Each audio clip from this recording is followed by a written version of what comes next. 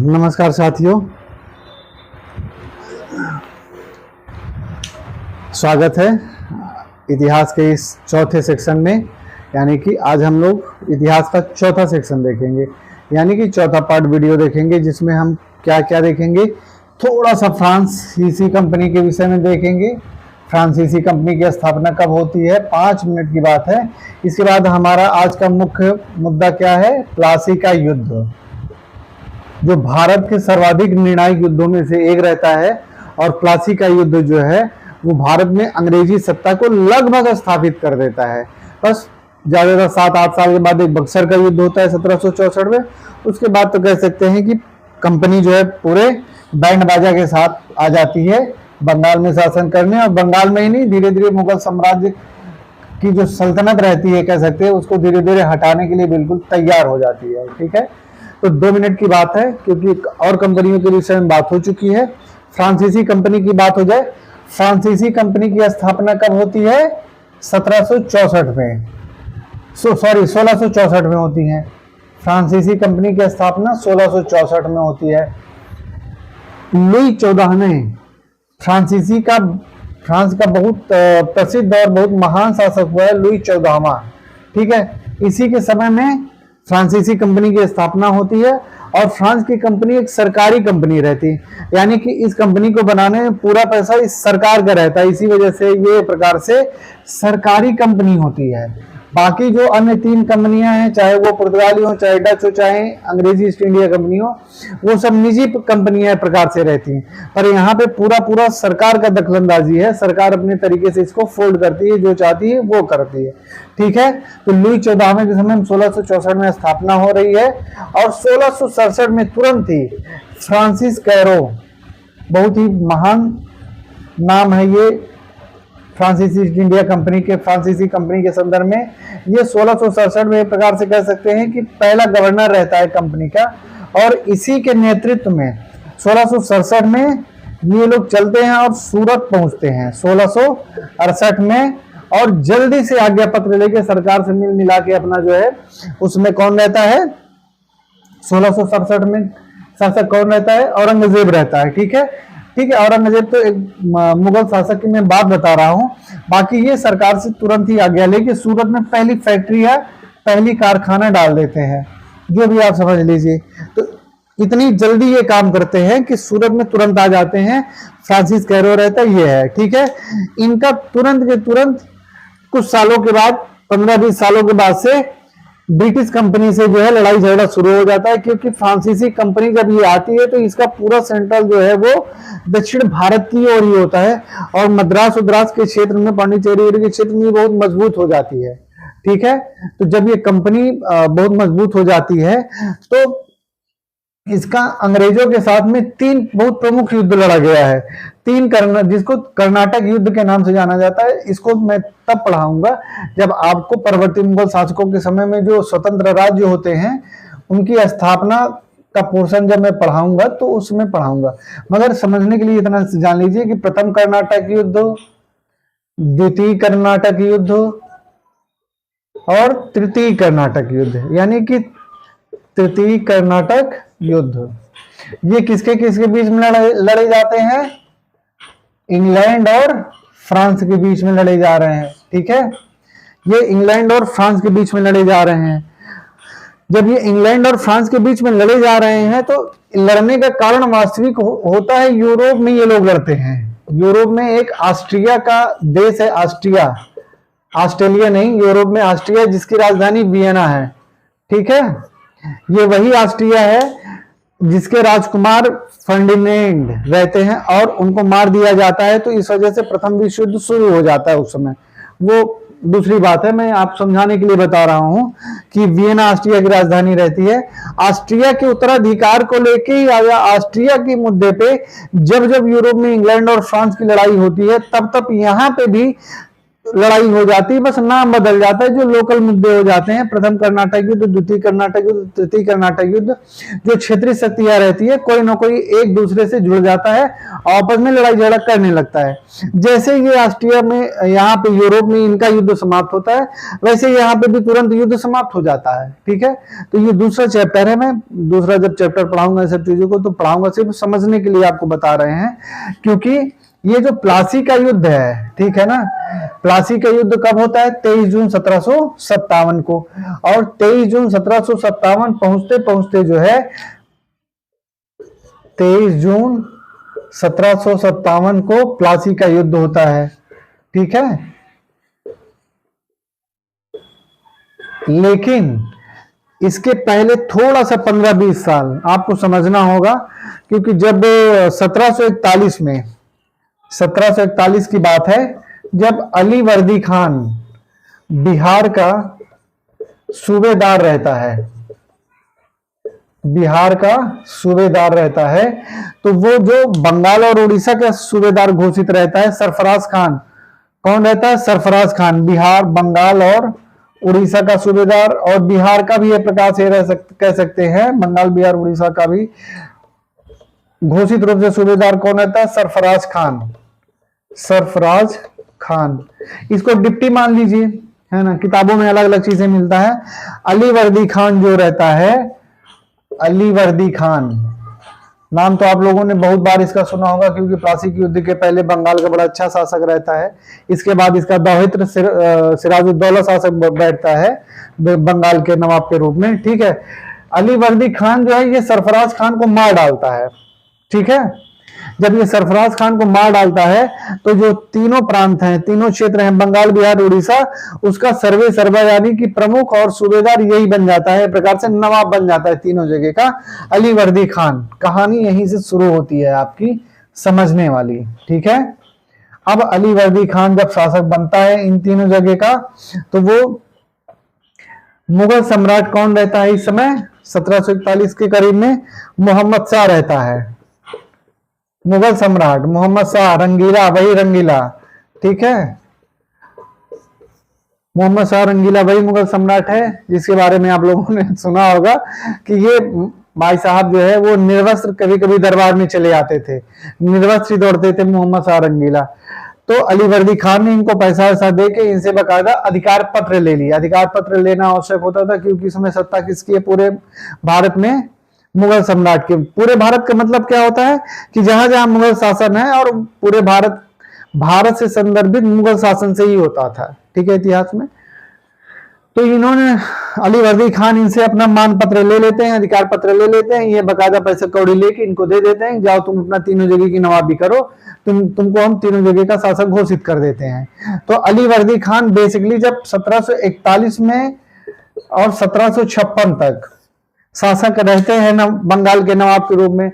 बंगाल में अब बिहार और उड़ीसा अपने आप आ गया है, तो तीनों, बार बार हम बंगाल, बिहार, उड़ीसा नहीं कहेंगे, बंगाल के नवाब में इन्हीं का नाम लिया जाएगा। ठीक है, तो जब ये आ जाते हैं फिर क्या होता है, हालांकि इनका जो है ये जो 14-15 साल का अली वर्दी खान का पीरियड रहता है, टाइम रहता है, ये मराठा युद्ध में ही इनका चला जाता है, क्योंकि मराठे इस समय पूरे भारत में शक्तिशाली रहते हैं और इन्हीं के टाइम पे बंगाल में भी आ जाते हैं, तो इनकी लड़ाई झगड़े की वजह मराठा हो जाता है। 1756 अप्रैल 1756 में अली वर्दी खान की मृत्यु हो जाती है। अली वर्दी खान की मृत्यु हो जाती है तो कौन शासक बनता है बंगाल का? नवाब बनता है सिराजुद्दौला, जो इनका दौहित्र रहता है। सिराजुद्दौला बनता है, सिराजुद्दौला रहता है, दौहित्र रहता है इनका। ठीक है, दौहित्र का मतलब कुछ ऐसा विशेष नहीं, दौहित्र का मतलब ला होके बिठा के अपना कह दिया जाता है, उसको नाती भी कहीं कहीं कह दिया जाता है, इस तरह से है। ठीक है, सिराजुद्दौला बनता है। ये जब बनता है तो असली लड़ाई की वजह शुरू हो जाती है। ठीक है, जब ये शासक बनता है तब तक मद्रास में और खास करके बंगाल में भी, बंगाल में एक स्थान है चंद्रनगर। ठीक है, और चंद्रनगर की फैक्ट्री जो होती है, बस्ती जो होती है, वो फ्रांस के अधीन रहती है, यानी कि यहाँ पे फ्रांसीसियों ने अपना चंद्रनगर में बस्ती बनाई थी, काफी फेमस है चंद्रनगर, उस समय पे काफी पावरफुल बस्ती मानी जाती थी फ्रांसीसियों की, क्योंकि फ्रांसीसी भी इस समय काफी शक्तिशाली रहते हैं। दक्षिण भारत में वो लगातार युद्ध में जो है कभी अंग्रेज हराते हैं, कभी फ्रांसीसी हरा देते हैं, तो अंग्रेज जो है इस समय परेशान है इनसे। तो चंद्रनगर में बस्ती रहती है। होता क्या है कि इसको मैं थोड़ा सा इरेज कर दूं तो समझने के लिए ठीक रहेगा। तो सिराजुद्दौला जो है वो बहुत जल्दी जो ईस्ट इंडिया कंपनी होती है उससे परेशान हो जाता है, क्योंकि ईस्ट इंडिया कंपनी के जो नुमाइंदे होते हैं, जो कर्मचारी अधिकारी होते हैं, वो सिराजुद्दौला की बात नहीं मानते हैं, मतलब उनके अधिकारियों की बात नहीं मानते हैं। बंगाली जनता को परेशान करते हैं, जो उनके शासन के अधीन रहते हैं उनको लगातार परेशान किया जाता है। और जो शाह शुजा ने अधिकार पत्र दिया था 3000 रुपए का, ठीक है, 1717 मैंने आपको पहले भी वीडियो में बताया था कि 1651 में, फिर से मैं बता दे रहा हूं समझने के लिए, 1651 में बंगाल का सूबेदार कौन रहता है? शाह शुजा रहता है, ठीक है। बंगाल का सूबेदार कौन रहता है? शाह शुजा रहता है। ये क्या करता है कि ईस्ट इंडिया कंपनी को 3000 रुपए वार्षिक, 3000 रुपए वार्षिक, 3000 रुपए वार्षिक पर जो है व्यापार करने की अनुमति पूरे बंगाल में दे देता है। यानी कि ब्रिटिश कंपनी जो है 3000 रुपया एक बार में बंगाल के नवाब को दे दे, ठीक है। उसके बदले में वो पूरे साल मुफ्त में अपना व्यापार करे। उंगी चुंगी कुछ नहीं लगना था, सीमा शुल्क कुछ नहीं लगता था, जितने भी क्षेत्र से होकर उनका सामान गुजरता था वो फ्री में गुजरता था। 3000 रुपये ये दे दे, ठीक है। इसी अधिकार पत्र को 1717 में मुगल सम्राट कौन रहता है? फर्रुखसियर रहता है। फर्रुखसियर महोदय ने इसको क्या किया, ये जो इन्होंने 1651 में दिया था इसको परमानेंट कर दिया, ठीक है। और इसको कहा कि ये व्यवस्था जो है अंग्रेजों के लिए पूरे भारत में भी लागू हो जाएगी, पूरे भारत में। इन्होंने बंगाल में कहा था, पूरे भारत में, और स्पेशली पूरे भारत में तो ठीक है, बंगाल के लिए भी इन्होंने कहा कि ठीक है 3000 रुपए में इन्होंने कहा कि एक व्यवस्था हम दस्तक शुरू कर देते हैं, ठीक है। दस्तक हालांकि घोषित रूप से यहीं से होता है, हालांकि दस्तक का उपयोग ये लोग भी करते थे, ठीक है, और उसका दुरुपयोग करने लगे थे। लेकिन 1717 से 1756 के बीच में दस्तक का जबरदस्त दुरुपयोग होता है। और ये जो दस्तक है ना, इस दस्तक की ही वजह से एक प्लासी का युद्ध होता है 1757 में, दूसरा 1764 में। हाँ, दस्तक एकमात्र कारण नहीं होता है, लेकिन ये बहुत बड़ा कारण रहता है कंपनी और बंगाल के नवाब के बीच में लड़ाई के लिए, ठीक है। क्योंकि इस दस्तक का उपयोग जब यहाँ पे फर्रुखसियर से इनको मिल जाता है, पूरी तरह से अधिकार पत्र मिल जाता है कंपनी को, तो 1717 के बाद ये तांडव मचाना शुरू कर देते हैं, दस्तक का दुरुपयोग करते हैं। इसका दुरुपयोग दो तरीके से ये लोग करते हैं जो कंपनी के व्यापारी होते हैं। एक तो निजी व्यापार में करते हैं, मैंने पहले भी कहा था रेगुलेटिंग एक्ट का जब मैं चैप्टर पढ़ा रहा था तो बताया था आप लोगों को कि कंपनी के जो निजी व्यापारी होते थे वो बहुत जबरदस्त तरीके से इसका दुरुपयोग इसलिए करते थे कि कलेक्टिव रूप में, सामूहिक रूप से शाह शुजा ने जो है ये कहा था कि कंपनी पूरा जारी करेगी, कंपनी जिसको जारी कर देगी 3000 रुपए में वो मान्य होगा। लेकिन उसका जो इंटरप्रिटेशन, जो व्याख्या है निजी व्यापारी अधिकारियों ने कंपनी के अपने लिए कर लिया, और इस तरह से कर लिया कि खुद तो 3000 रुपए में देके दस्तक फ्री ले जाते थे, और ये इन्होंने जो बंगाल के लोकल व्यापारी भारतीय थे उनको भी ये पैसा लेके दस्तक देने लगे। मान लीजिए किसी का 10,000 का व्यापार है, 10,000 की चुंगी महीने की लग रही है, तो ये उसको 3000 रुपए में दस्तक दे देते थे, और बकायदा जो है भारतीय व्यापारी भी दस्तक इनसे ले लेके और बंगाल में फ्री में व्यापार करता था, उसको 7,000 रुपया बचता था। मैंने एक उदाहरण के लिए आपको दस्तक का दुरुपयोग बताया, दो तरीके से होता था, ठीक है। तो यही वो दस्तक है। तो 1756 में होता क्या है, अप्रैल 1756 के बाद में ये चीजें और तेजी से बढ़ जाती हैं। जब तक अली वर्दी खान रहता है किसी तरीके से संभाले रहता है चीजों को। सिराजुद्दौला जैसे ही आता है अप्रैल 1756 में ये तुरंत इस बात को समझ लेता है कि यूरोपीय कंपनियां जो है वो ठीक नहीं है। इसके पहले अली वर्दी खान ने एक बहुत बड़ी बात कही, इतिहास में कई जगह पे आता है ये अली वर्दी खान ही वो पहला शासक है जो यूरोपीय कंपनियों को, अंग्रेजों के लिए कहता है कि अगर इनको ना छेड़ा जाए तो अंग्रेज लोग जो है शहद देंगे, अगर इनको छेड़ दिया जाए तो ये काट काट के मार डालेंगे। इस बात को अली वर्दी खान ने कहा। ये बहुत बड़ी प्रसिद्ध लाइन है और कई बार एग्जाम में आया है ना। तो अगर आप अली वर्दी खान से संबंधित तो ये बात कही जाती है, ठीक है। तो अप्रैल 1756 में सिराजुद्दौला ने क्या किया कि थोड़ा सा कंपनी के ऊपर लगाम लगाना शुरू किया। इसने कई बार लेटर लिखना शुरू किया, ठीक है। और धीरे धीरे जो है बात आगे बढ़ते बढ़ते बढ़ते बढ़ते जून 1756 में आ जाती है। जून 1756 में होता क्या है जो है कि 1700 में मैंने बताया था कि पिछले वीडियो में बताया था कि 1700 में फोर्ट विलियम की स्थापना होती है कलकत्ता में। ये वही फोर्ट विलियम है जो कलकत्ता में बनता है। कब बनता है? 1717 में, 1700 में बनता है, ठीक है। फोर्ट विलियम क्या होता है? एक प्रकार का किलेबंदी क्षेत्र होता है। वहां पे किलाबंदी बना दिया जाता है, दुर्ग बना दिया जाता है जो है, ठीक है। उसका नाम फोर्ट विलियम रख दिया जाता है। कुल मिला के कंपनी अपने पूरे व्यापार का सब तामझाम जो होता है वो इसी किले के अंदर करती है। एक प्रकार का बहुत बड़ा सा दुर्ग होता है, उसी का नाम फोर्ट विलियम होता है।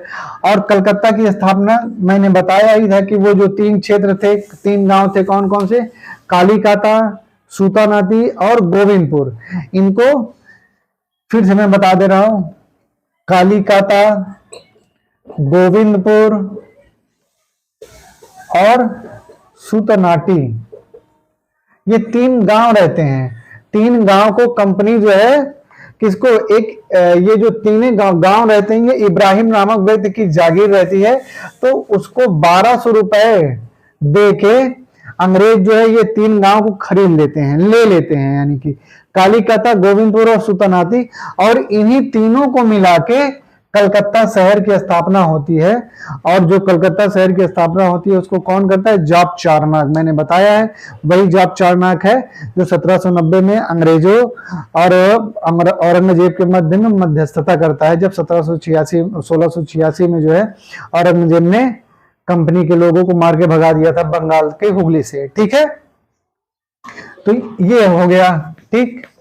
तो ये फोर्ट विलियम, तो जून में क्या होता है कि जो कंपनी होती है इसी फोर्ट विलियम में जो है फ्रांसीसियों के डर से, यानी कि फ्रांसीसी इतने शक्तिशाली हैं, ठीक है। मैंने बताया ना कि चंद्रनगर में बस्ती में, चंद्रनगर की एक बस्ती रहती है बंगाल में फ्रांसीसियों की, तो उनसे डर के फोर्ट विलियम मई जून का समय रहता है, मई जून का समय रहता है। इसी फोर्ट विलियम में वो जो है ये तोप लगा देते हैं, तोप लगा देते हैं और जो तोड़ने वाली बंदूक होती है उसको फिट कर देते हैं।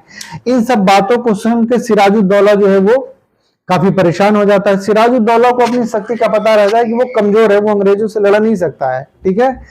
तो होता क्या है कि ये 15 जून को इसी फोर्ट विलियम पे आक्रमण कर देता है, यानी कलकत्ता में, ठीक है। फोर्ट विलियम पर आक्रमण कर देता है, आक्रमण कर देता है। तो होता क्या है कि यहाँ पे फोर्ट विलियम के जो लोग अंग्रेजी लोग होते हैं वो सब डर के भाग जाते हैं।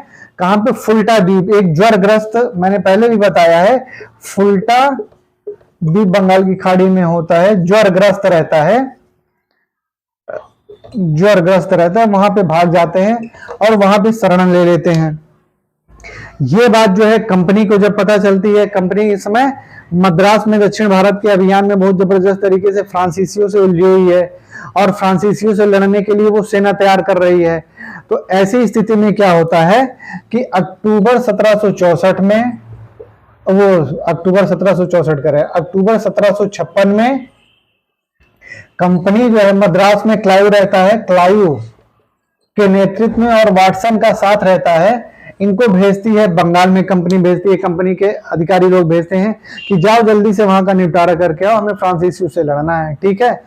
इसी बीच में एक घटना और भी होती है, मैं आपको बता दूं, जो इतिहास में बहुत प्रसिद्ध है, आप लोगों के पेपर में आती है। कौन सी घटना है?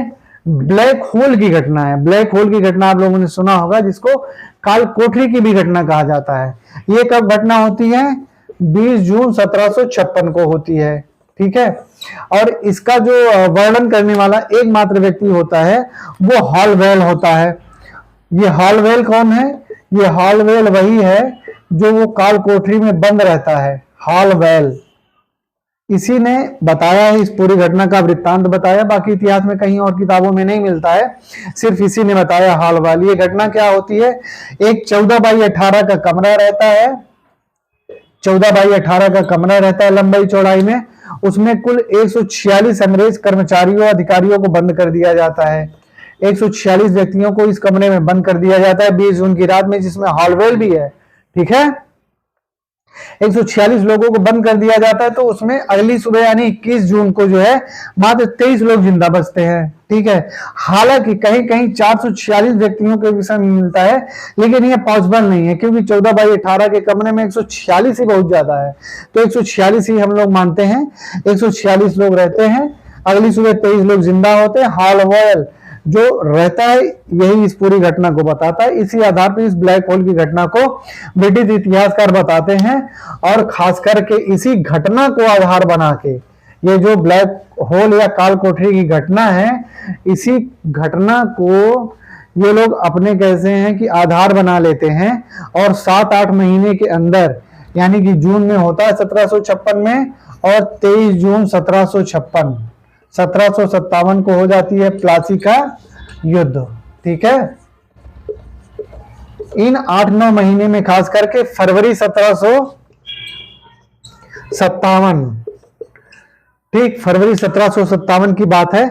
इसी समय एक घटना घटती है। घटना क्या है? अलीनगर की संधि होती है। अलीनगर की संधि होती है। अलीनगर की संधि के नाम से इसको इसलिए जाना जाता है कि क्योंकि जो सिराजुद्दौला रहता है उसकी राजधानी मुर्शिदाबाद में रहती है। ठीक है, वो जब 20 जून को ब्लैक होल वाली घटना होती है तो 20 जून 1756 को वो फोर्ट विलियम पे अधिकार करने के बाद उसका एक करीबी विश्वस्त रहता है मानिकचंद के हवाले जो है वो फोर्ट विलियम सुपुर्द कर देता है, यानी कि उसके अधिकार क्षेत्र में कर देता है। वापिस मुर्शिदाबाद चला जाता है। जब वो मुर्शिदाबाद चला जाता है तो वहीं पे क्लाइव लोग जब दिसंबर में आते हैं तो जाते हैं और सिराजुद्दौला से एक संधि करते हैं, और अलीनगर जो सिराजुद्दौला होता है वो कलकत्ता को अलीनगर हर समय कहता है। इसी वजह से इसका नाम अलीनगर की संधि इतिहास में प्रसिद्ध हो गया है, बाकी वो कलकत्ता ही है। ठीक, तो इतनी सी बात है। जब ये अलीनगर की संधि होती है तो इसके माध्यम से कंपनी वो सब कुछ फिर प्राप्त कर लेती है, क्योंकि सिराजुद्दौला को इस बात का अंदाजा हो जाता है कि हम कंपनी को हरा नहीं सकते हैं, है ना, कंपनी ताकतवर है। तो इसी समय में सिराजुद्दौला ने इसको फिर सब कुछ काम वापस कर दिया, जैसे कि फोर्ट विलियम इसको वापस कर दिया, जो व्यापार करने की अनुमति थी, दस्तक उस्तक देने की बात थी, इसको फिर से कर दिया, इन सब सारी चीजों को कर दिया। ठीक है, दूसरी तरफ सिराजुद्दौला के जो विरोधी होते हैं, ठीक है, सिराजुद्दौला के समर्थक तो बहुत कम ही होते हैं, विरोधी होते हैं। तो इन विरोधियों में कौन कौन होता है? बंगाल का एक बहुत प्रसिद्ध साहूकार रहता है, कौन? जगत सेठ। ठीक है, इसका दीवान रहता है कौन? राय दुर्लभ। ये सब इसके विरोधी हैं सिराजुद्दौला के, और ये सब जाके क्लाइव से मिल जाते हैं। फरवरी 1757 के बाद जाके मार्च अप्रैल में सबका गठजोड़ बन जाता है।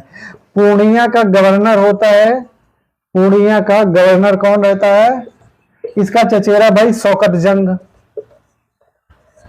सिराजुद्दौला का चचेरा भाई रहता है शौकत जंग रहता है, और सिराजुद्दौला की मौसी रहती है घसीटी बेगम। नाम आप लोगों ने सुना ही होगा, ये घसीटी बेगम। और जो सबसे बड़ा होता है वो होता है इसका सेनापति। सिराजुद्दौला का सेनापति कौन रहता है? मीर जाफर। ठीक है, ये सभी लोग किससे समझौता करते हैं? क्लाइव से समझौता करते हैं। ठीक, अलीनगर संधि होने के बाद भी ये लोग क्लाइव से समझौता करते हैं। उस समझौते में मीर जाफर को नवाब बनाने की बात कही जाती है। सभी लोग इस बात के लिए तैयार हो जाते हैं कि मीर जाफर को नवाब बना दिया जाएगा। ठीक, अब मीर जाफर नवाब बनने के लिए बिल्कुल रेडी है, कहानी सारी हो चुकी है, क्लाइव ने अपनी सारी चाल सेट कर दी है।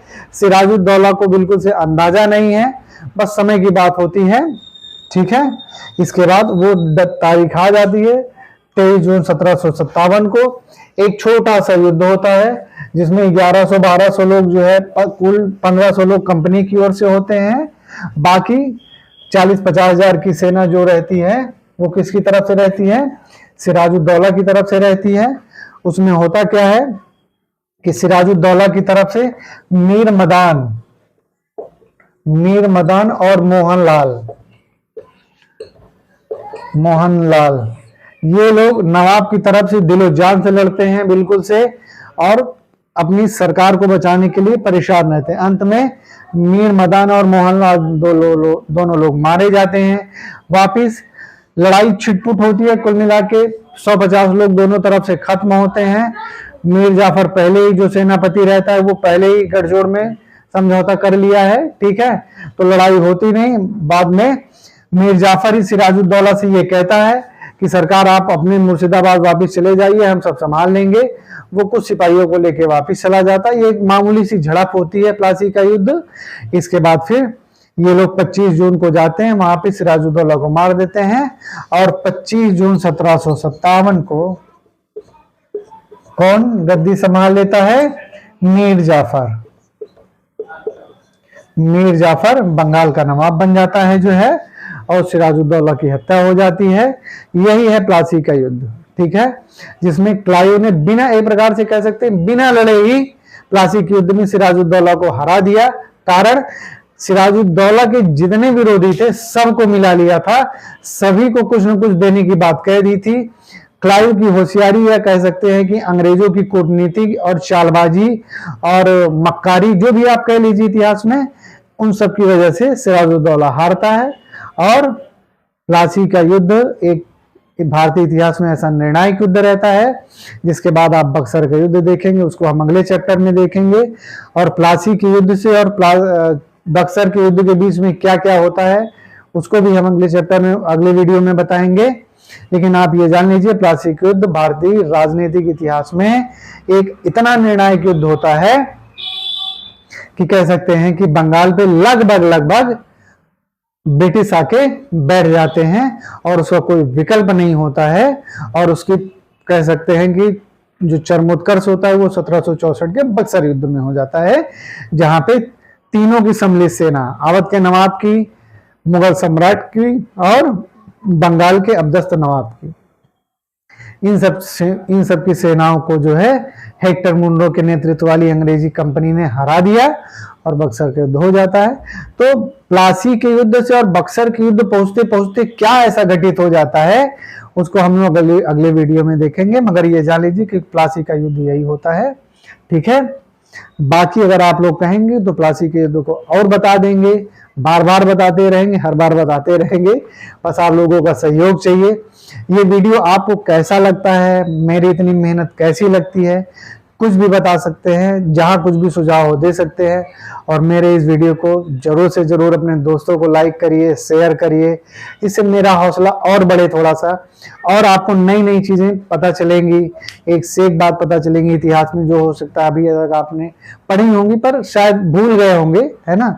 तो ये दोस्त सभी के लिए है, ठीक। फिर अगले वीडियो में मुलाकात होती है। नमस्कार।